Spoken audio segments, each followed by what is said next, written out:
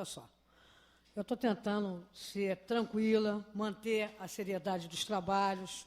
Concordei com a apresentação do relatório de uma parte dos membros da CPI.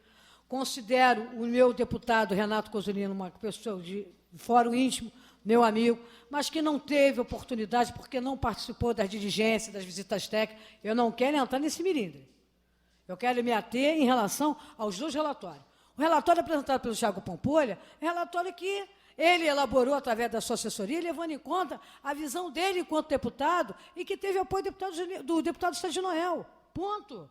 Na outra ponta, tem a deputada Lucinha e o deputado Julianelli, que acompanham a todos os momentos todas as diligências dessa CPI e que tem uma outra visão em relação à questão do relatório, das imposições que nós colocamos nas alegações finais, dizendo que tem que ser encaminhada auditoria para o Tribunal de Contas do Estado, auditoria para o Tribunal de Contas da União, porque significa recurso do Ministério do Trabalho, recurso do BNDES, recurso público parte do Estado. Da divergência é uma questão do entendimento de quem tem que ser punido. Se a Fundação Getúlio Vargas mandou depois, por que mandou depois? Por que não mandou no decorrer do andamento dessa CPI dentro do prazo? Porque não lhe convenha. Essa aqui é a questão. Não tinha, por parte da Fundação Getúlio Vargas, um entendimento de encaminhar um relatório do que eles analisaram a tempo dessa CPI analisar. Até porque a Fundação Getúlio Vargas ela apontou durante o depoimento aqui, que eles em nenhum momento estiveram no local. Que eles se baseavam em relação à documentação que chegava aonde? Na Fundação Getúlio Vargas, que eles nunca estiveram no local para ver se realmente tinha a função, através da Pangeia, do trabalho, da qualificação do setor dos catadores, da inserção dos catadores no mercado de trabalho. E a nossa preocupação o tempo todo, não só minha, como o Julianelli e demais membros dessa CPI também, é de que a Pangeia, se receber o recurso federal, ela tem que prestar conta. Ela não pode simplesmente ignorar o trabalho de uma CPI. Então, o nosso ponto de divergência é esse. A nossa preocupação é ter condições hoje do governo do Estado, através do INED, de fiscalizar de fato todos os aterros sanitários. E está lá na condicionante, que lá um aterro sanitário, quando começa a operar, ele é responsável pela remediação do lixão anterior, coisa que não vem acontecendo já há algum tempo. Uma outra questão que eu queria abordar, que é também, para mim, fundamental, deputado Sérgio Noel, quanto presidente. Nós tivemos, no Babi, e vimos de perto que o chorume vai para o Salapuí, que vai cair na Bahia, vai cair no Rio Botas, e vai para a Baía de Guanabara. Tivemos em Jericinó e vimos a mesma coisa. Então, nós não podemos, simplesmente, na hora de apresentar o relatório, ignorar essas questões, porque tem que ter punição.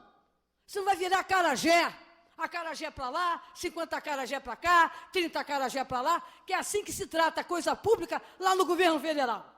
Lá se tratam dessa forma, de acarajés. E aqui nós não admitimos essa coisa aqui. Não só eu, Julianelli, como eu também acredito que o deputado Sérgio Noel e o deputado Thiago Pampolha também não admitam isso. Mas, à luz da verdade, o nosso relatório ele é conciso. Existe parte convergente, mas o que nós divergimos é da conduta dessa CPI nas alegações finais, nas proposições finais, de inserir isso ao Ministério Público, às auditorias do Tribunal de Contas, e fazer com que as pessoas assumam a responsabilidade através da lei de improbidade administrativa, quer seja a Ciclos, quer seja a Pangeia. Porque o pau que bate em Chico, bate em Francisco. Nem a Ciclos cumpriu com o seu papel até hoje, nem a Pangeia também cumpriu, porque os catadores estão até hoje à mercê de um convênio que nunca se encerra, de uma qualificação que nunca acontece, e não são inseridos no mercado de trabalho. Então, era esse o meu desabafo. Nós saímos daqui com o coração aberto, de saber que eu cumpri com o meu papel. E eu quero a punição, sim. Irei a todos os órgãos federais, aos tribunais de conta, para exigir uma apuração, porque eu não posso admitir que nós estejamos ainda no século XXI, nos deparando com lixões a céu aberto, enquanto os verdadeiros afortunados, donos das licitações, que ganharam a CTR para operar e ganhar dinheiro público, abandonem os antigos lixões, a Deus dará, quando a propriedade é dos mesmos. A propriedade de Gramacho é o mesmo, a propriedade do Babi é o mesmo. Então, nós temos que desmontar todo esse monstro que foi criado ao longo dos anos. Estou nessa casa, sou deputada, vou lutar. E não vou abandonar a luta. Mesmo sabendo que o nosso relatório irá para o plenário, sabendo que o relatório final foi aprovado pelos membros da CPI. Que, no meu entendimento, essa CPI só teve 4 agentes atuantes aqui. E o pessoal da TV Aliás está aí para comprovar. Quem trabalhou com a gente na rua sabe disso. Do CTR de Babi ao CTR de Seropédica. Passando pela Nova Persã e indo até Caxias. Eram só 4 deputados o tempo todo. Gosto do deputado Renato Cozzolino, mas ele não tem elemento, porque ele não visitou, ele não vistoriou, ele não acompanhou. Ele está se baseado apenas num relatório que foi apresentado com toda a justiça pelo relator, mas não teve oportunidade de ler o relatório que eu elaborei com o deputado Gianelli. O que difere são as ações, sabe o que é? Ações de penalidades, penalizar criminalmente, ressarcimento de dinheiro público, de auditoria do Tribunal de Contas. Nós temos que moralizar esse país, porque senão daqui a pouco a gente não vai conseguir mais olhar para os nossos filhos, nós não vamos conseguir olhar mais para os nossos netos, porque os que se depara na opinião pública é o quê? É a má observação do dinheiro público, é a roubalheira, a ladruagem, e que hoje o deputado, quando anda na rua, deputado deve estar no esquema, está de acordo, é assim que penso dos deputados, e eu ando de trem, eu ando no meio da massa e ouço isso. Olha, eu não sou isso, não. Vocês têm que separar o joio do trigo, a laranja podre do cesto. Eu sou de dar porrada. Eu não sou de tomar, eu sou de dar. E quando eu tive à frente da CPI, eu lutei o tempo todo para evitar as grandes irregularidades que estão sendo cometidas. E através de onde? Da lei. Isso aqui está tudo através da legislação que existe, a lei de licitações, a legislação tributária, a legislação ambiental. Nada aqui é especulação, é tudo fruto de um trabalho contínuo da minha assessoria, que trabalhamos incansavelmente. Então, esse é um desabafo. Acho que o deputado Thiago Pampolha cumpre o seu papel como relator. Ele apresenta o relatório do ponto de vista dele. Mas não venha, deputado Thiago Pampolha, falar da Fundação Getúlio Vargas, porque essa nunca foi, num local verificado, dado nenhum, e falar isso aqui na CPI. Se pegar o Diário Oficial, se pegar as audiências, vocês vão ouvir o que o representante da Fundação Getúlio Vargas falou, que ele não tinha condição de fazer nenhuma tabulação com os dados que foram encaminhados pelo Pangeia e pelo BNDES, porque ele não tinha tido a oportunidade de ir ao local verificar se o que estava acontecendo na planilha. Porque o que a Fundação Getúlio Vargas fez? Nada. Ela só foi contratada para dar o parecer sim ou não.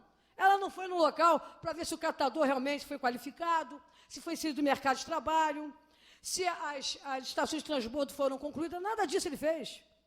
Simplesmente ele emite um parecer de acordo com informações que passaram. E a gente sabe que hoje, infelizmente, no nosso Brasil, eu desconfio de tudo.